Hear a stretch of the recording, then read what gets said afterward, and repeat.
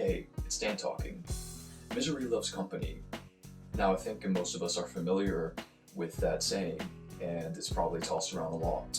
But I'd like to present the idea that this might be a little more of a serious issue than we might make it out to be, especially when it becomes a saying. But on occasion, potentially you or someone around you have come into a situation where it's recognizable that someone is oozing out a type of misery or bitterness, and that oozes out onto other people and maybe dwell with those who share the same bitterness and misery.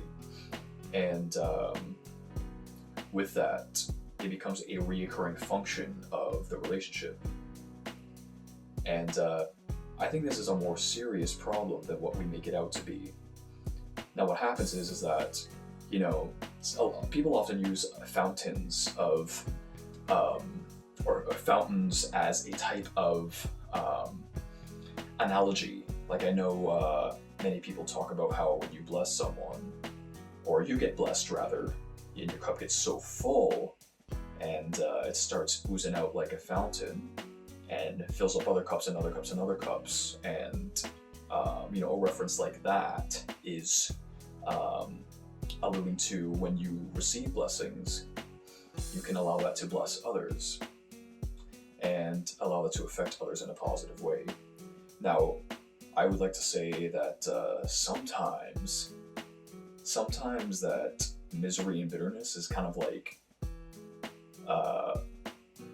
a fountain, but instead of water, it's sewage. Now, it might not flow into everyone's cup, if you know what I mean, because some people obviously will recognize, well, this is a cup of something I don't want. People will pick up on that. But the problem is like people who are heavily involved with this, who are so consumed with bitterness and misery, and I think sometimes they often just don't know that this becomes kind of the makeup of how they carry themselves and what they present themselves, or how they present themselves, and I guess what they bring to the table as far as their world around them. And then when you have someone else who does the same with them, well, now it's just a dwelling place of sewage. And sewage stinks. Now, I know, like, sometimes I bring up kind of goofy references and it might sound silly, but really think about that. In life, you kind of want, like, clean water, you know what I mean? Don't you want it like a clean stream? If you keep sticking around the sewage fountain, that's all you're going to get. And you don't want to be sticking around there. And let me tell you something, no one else is going to want to stick around there too. No one wants to participate in that. Or at least eventually they'll start picking up on that. And now the problem is when other people share those same habits of dwelling on misery and bitterness, they will cling on to that and get stuck where that's where they're at. But rest assured, that's going to affect them, affect the people around them, relationships, all those things, whether they are aware of it or not, whether they care or not. It's something to consider. And I do want to touch on this a little bit more in another video, but bitterness will really dry you out, is the image I had in my mind, like on the inside. It'll really do something to you. It needs to be worked on. Life is short, and you are not exempt. I know I'm going to say this in another video, but you are not exempt from the potential hurts that could be caused by you. Just like other people have done the same. You are not exempt. Don't ever think that you're exempt from that. Obviously, we try to observe the world around us and try not to make the same mistakes as other people do. But don't think for yourself, just in your natural state as a human being, that you are exempt from those things. Everyone's flawed.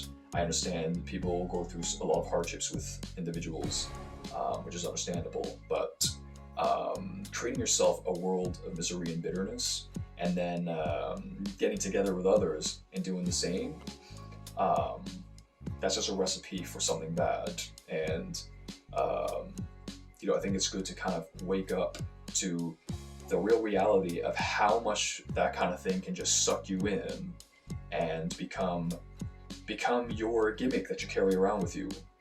And then it becomes a very toxic thing, especially when it becomes a company scenario where it's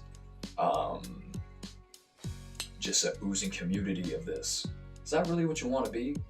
Don't you want to like have those clean waters, as my cheesy analogies go? Don't you want to have those clean waters and be drinking healthy and all that stuff? But really, like, again, I know that these things sound silly when I come up with these references, but I like to draw images in my head. I'm a very visual person, and I think, if we kind of draw visuals for ourselves, will kind of like help us relate to mindsets. But I just think it's a bigger problem than we're making it out to be, or like it kind of goes over our heads as we're moving along with our lives. But misery loves company. Why it's such a prevalent saying is because there's a truth to that.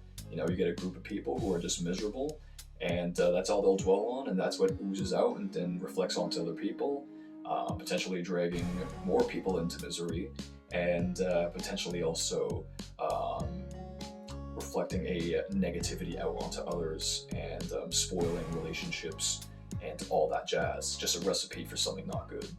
And just kind of think about the fountain visuals that I was thinking up.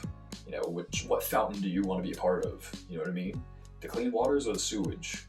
You should probably really think about which one you're picking. And misery loves company. It's a true saying. We gotta watch out for that. Misery loves company. What are we gonna dwell on? What are we gonna become a part of?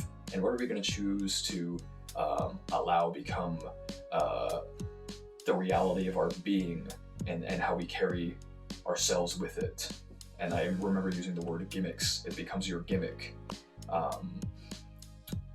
So I think it's a bigger problem than maybe that we are realizing or considering when we go through our day to day.